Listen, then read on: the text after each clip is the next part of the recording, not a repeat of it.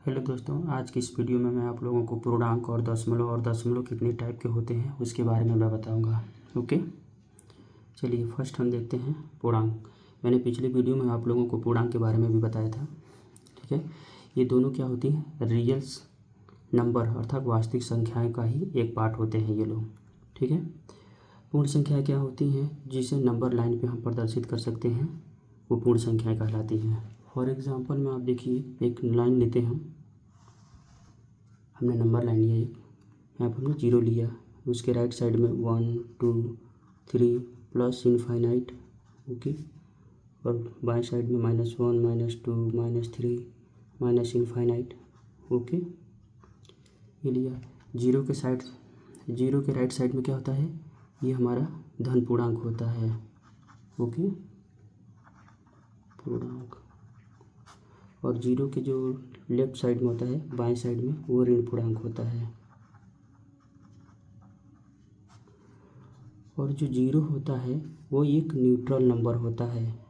ये न तो धन पूर्णांक होता है ना ही ऋण पूर्णांक होता है। ये किस में आता है? ये केवल पूर्णांक होता है। ये क्या है? Neutral number, integer. ये न्यूट्रल इंटीगर है। ओके, ये पूर्णांक होते हैं। ओके, अब हम चलते हैं दशमलव। दशमलव क्या होता है दोस्तों? जो पूर्ण संख्या और उसके फ्रैक्शनल पार्ट को, जो बिंदु या डॉट जो उसे डिवाइड करती है, जो उसे अलग करती है, वो दशमलव कहलाती है। फॉर एग्ज़ाम्पल, आप एग्ज़ाम्पल में देख लीजिए, हम 12.50 लिए। इसमें क्या है? 12 क्या है? एक पूर्ण संख्या है, पूर्ण संख्या। बट ये 50 क्या है? इसका एक फ्रैक्शनल पार्ट है, ये फ्रैक्शनल पार्ट। ओके, दशमलव के दाएं साइड हम जितने भी अंक बढ़ते जाते हैं, जितने भी अंक बढ़ते हैं, वो क्या होती हैं? वो 10 गुना छोटी होती जाती हैं। फॉर एग्ज़ाम्पल में यहाँ पर हम ले लेते हैं 10.25 लीजिए। ओके, 0.2 है जो 1/10 छोटा हो गया। और फिर यहाँ पर 5 क्या है? 1/100। ये क्या है? ये छोटी होती चली जाती हैं। जितनी दशमलव के बाद जितने अंक हम बढ़ते हैं वो 10 गुना छोटी होती चली जाती हैं। ओके, दशमलव के बारे में आप लोग समझ गए होंगे कि जो पूर्ण संख्या और फ्रैक्शनल पार्ट को अलग करती है, जो बिंदु या डॉट, उसे हम दशमलव कहते हैं। ये दो प्रकार के होते हैं, एक होता है शांत दशमलव और दूसरा होता है अशांत दशमलव। शांत दशमलव होता है जिसे टर्मिनेटिंग डेसिमल बोलते हैं। ये क्या होता है? जिनको जो दशमलव के बाद जिनकी संख्याएं निश्चित होती हैं, एक सीमित होती हैं, ओके, वो क्या कहलाती हैं? शांत दशमलव कहलाती हैं। जो दशमलव के बाद जिनकी संख्याएं सीमित होती हैं। फॉर एग्ज़ाम्पल मिले 1/4, इसको अगर डिवाइड करते हैं तो 0.25 आएगा। ये क्या है?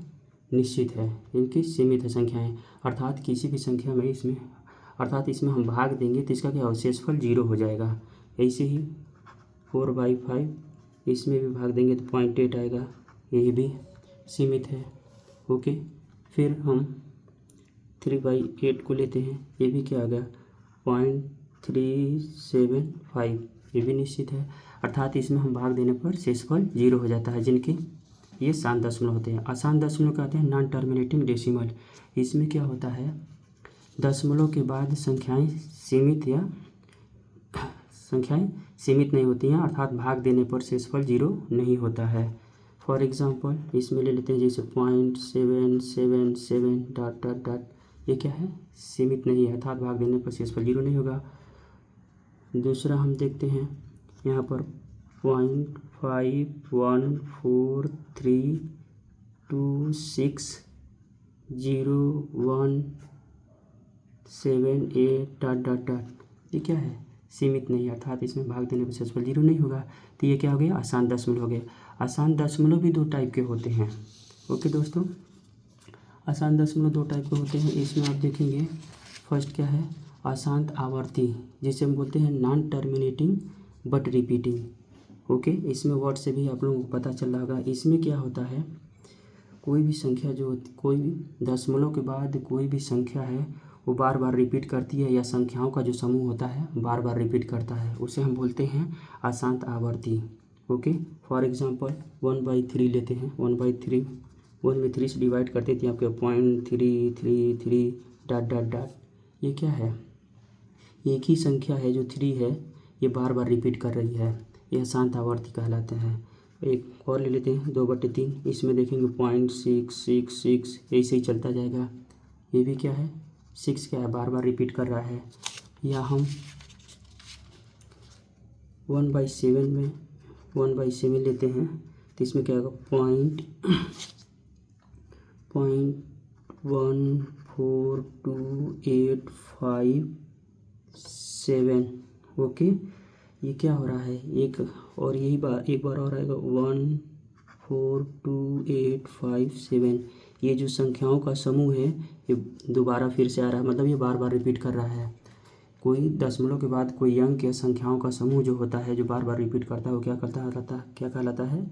अशांत आवर्ती कहलाता है। ओके, और अशांत अनावर्ती क्या होता है?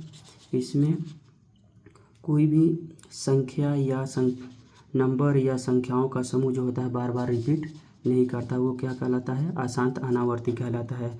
फॉर एग्जांपल √2 का वैल्यू हम अगर निकालते हैं तो क्या होता है? 1.41421356। कोई भी इसमें नंबर बार बार रिपीट नहीं कर रहा है। ओके, और यह पाई का हम अगर वैल्यू लेते हैं, निकालते हैं तो क्या होगा? 3.14159265। ये क्या है? इसमें भी कोई रिपीट नहीं कर रहा है। ओके, तो ये क्या है? ये अशांत अनावर्ती हैं। दशमलव के बाद कोई भी संख्या या संख्याओं का समूह बार बार रिपीट नहीं करता है, वो अशांत अनावर्ती कहलाता है। अब सबसे इम्पॉर्टेंट इसमें एक बात है, कभी कभी दोस्तों इसमें पूछ देता है अशांत अनावर्ती एक परिमेय संख्या है कि अपरिमेय संख्या है। अशांत आवर्ती भी पूछ देता है, कभी परिमेय संख्या है कि अपरिमेय संख्या है। शांत दशमलव को भी पूछ देता है। तो मैं आप लोगों को बता रहा हूँ, आप लोग नोट कर लीजिएगा, बहुत इंपॉर्टेंट पॉइंट है। जो आपका अशांत अनावर्ती है ये क्या है? एक अपरिमेय संख्या है।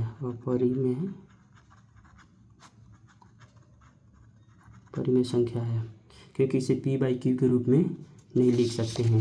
ओके, क्योंकि √2 क्या है? एक अपरिमेय संख्या है और पाई भी एक अपरिमेय संख्या है, तो इसलिए क्या है? अशांत अनावर्ती क्या है? एक अपरिमेय संख्या ही होगा, क्योंकि इसे p/q के रूप में नहीं लिख सकते हैं।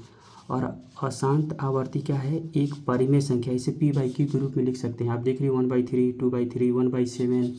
ओके, और फिर शांत दशमलव भी क्या है?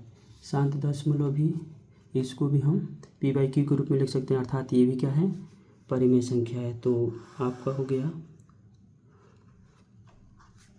अशांत आवर्ती और अशांत आवर्ती और शांत दशमलव, ये दोनों क्या है? परिमेय संख्या है, परिमेय संख्या है। ओके, अगर आपको पूछता है अशांत दशमलव क्या है? परिमेय है या अपरिमेय है? तो दोस्तों ये दोनों हो सकता है। अशांत दशमलव जो है परिमेय भी आ सकता है, अपरिमेय भी हो सकता है, संख्याओं के ऊपर डिपेंड करता है, अर्थात ये दोनों हो सकता है। ओके, आई होप कि आप लोगों को समझ में आ गया होगा।